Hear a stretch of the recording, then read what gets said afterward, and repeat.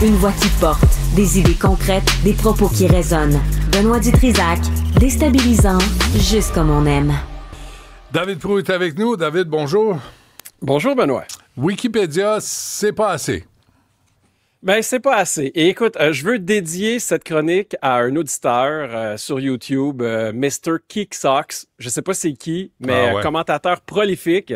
Et à toutes les fois que je parle d'un IA puis que je parle pas de grok, il se fâche après moi disant que je suis un vendu. Ou si je parle des autos électriques, il dit puis que je parle pas de Tesla, il est fâché. Puis là, aujourd'hui, je dédie cette chronique à Grokipedia parce que c'est vraiment, vraiment bien fait. Donc, Larry Sanger, c'est un des cofondateurs de Wikipédia. Et il s'est offusqué que Wikipédia a été capturé par les firmes de relations publiques et que les opinions sur Wikipédia tendent vers la gauche. Puis là, les gens vont dire, ben oui, mais là, calme-toi, David, là, des firmes de relations publiques qui se spécialiseraient dans l'édition de Wikipédia, ça se peut pas. Ben, au Canada, on a Réputation.ca, on a The Ghostwriting, Elite Wiki Publisher, qui sont toutes des firmes qui vont dire, on va s'occuper de ton image sur Wikipédia. Puis juste te montrer comment que c'est facile à faire, éditer quelque chose sur Wikipédia. Ce matin, j'ai demandé à Atlas, parce que j'avais pas le temps, Atlas, c'est le furteur par intelligence artificielle, j'ai dit, va changer la page de Benoît Dutrisac. Et puis, ajoute que Benoît Dutrisac a un fils intellectuel et spirituel qui s'appelle David Proulx et qu'ensemble, ils font des chroniques. Et qu'ensemble, ils font des chroniques à chaque matin à 10h20, parce qu'à partir de demain, c'est 10h20, sur Cube Radio, Cube Télé. Puis, ils l'ont ajouté, j'ai l'image pour le prouver. J'ai ajouté également, puis ça non, pas mais passé. Excuse-moi, non, enlève ça, là.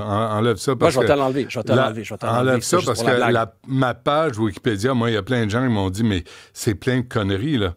C'est plein de faussetés, c'est mal écrit, il y a plein d'erreurs, c'est plein de conneries. Puis moi, si je pouvais le faire effacer Wikipédia, je le ferais faire. Parce que je sais pas qui a écrit ça, mais c'est à mon sujet, puis à un moment donné, moi, I don't give a shit, là. Mais il y a des gens qui me disent, ben là, occupe-toi-en. Mais si vous croyez les pages de Wikipédia, vous allez croire n'importe quoi. Mais la mienne, en particulier, là, est complètement débile et pleine d'erreurs. Pleine d'erreurs. Mais écoute, c'était ça un peu mon point. C'était de montrer à quel point, même pas en mettant l'effort moi-même, en demandant à l'IA de le faire, j'ai été capable de modifier ta page. Puis je vais retirer ça avec plaisir. Donc, si les gens veulent le lire, qu'ils aillent le lire tout de suite. Tu peux retirer-le au complet. Ah, je ne sais pas si je suis capable de retirer ta page au complet. Mais en passant, puis j'ai essayé d'ajouter quelque chose d'autre, puis ça, Wikipédia ne l'a pas accepté, c'est sous révision. Donc, on va voir s'ils vont l'accepter ou pas.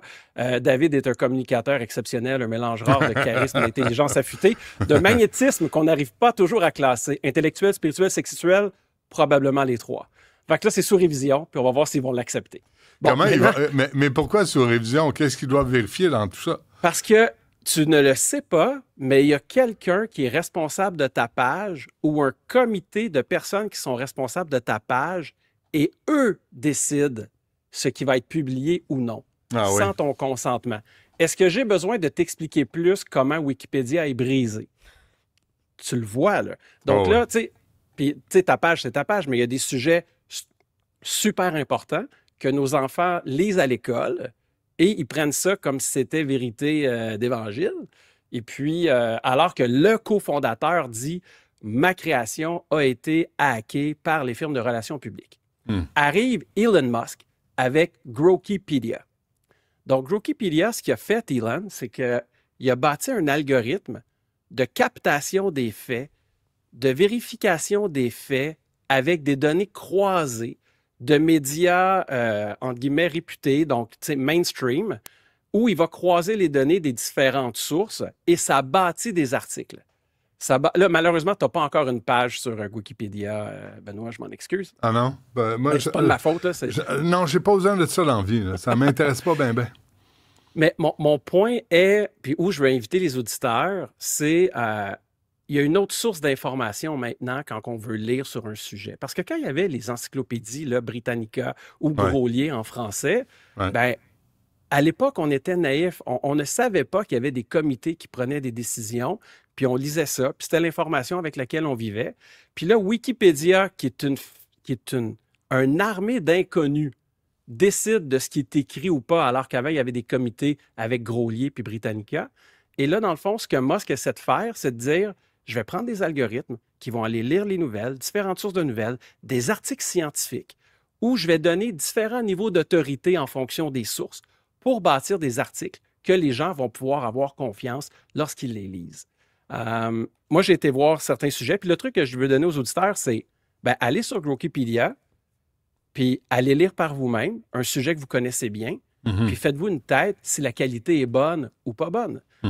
Et là, les médias de Radio-Canada, la presse, le Devoir vont dire « Ah, il y a un biais à droite, il y a un biais à droite. » Non, c'est juste que les opinions de la...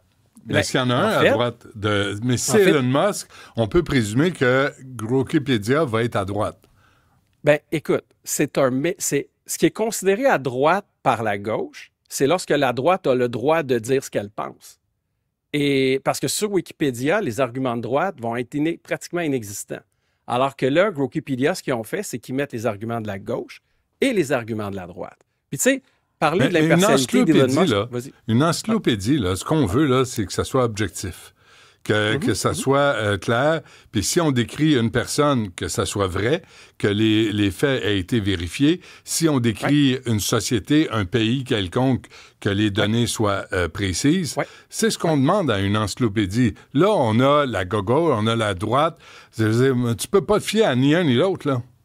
Regarde, la beauté avec Grokeypedia par rapport à Wikipédia, il y a deux choses. Wikipédia, il y a les sources, oui, mais c'est que c'est des humains, comme si les humains n'avaient pas de billets.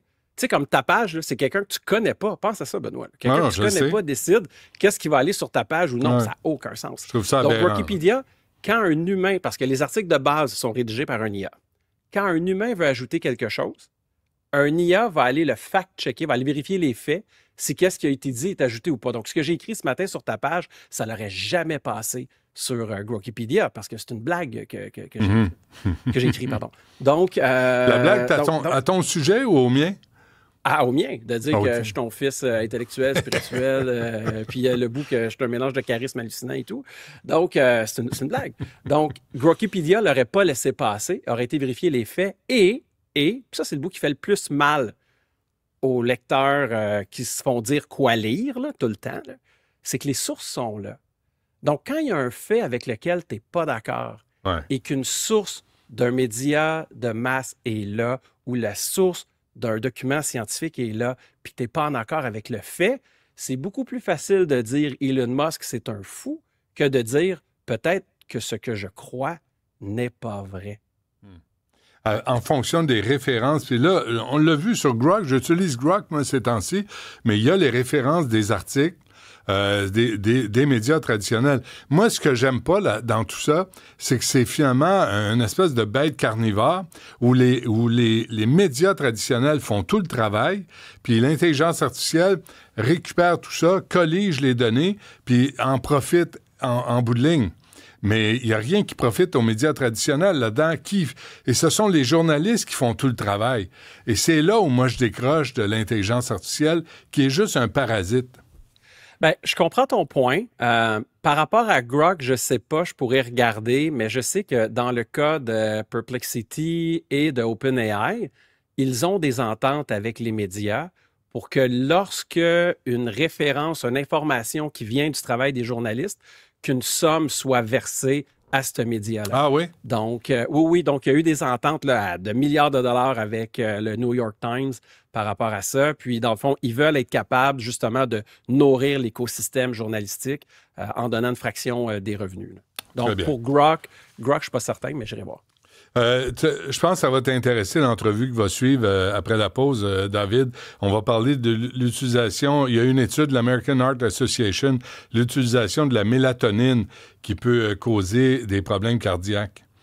Je te dis ça parce que je pense qu'il y a bien des Québécoises qui utilisent la mélatonine pour trouver un dodo plus serein parce que et on a des problèmes de conscience. Écoute, moi, je connais même des parents qui donnent de la mélatonine systématiquement à leur enfant à tous les soirs. Là, je vais poser la question à notre invité. Merci à David Proulx. Demain à 10h20.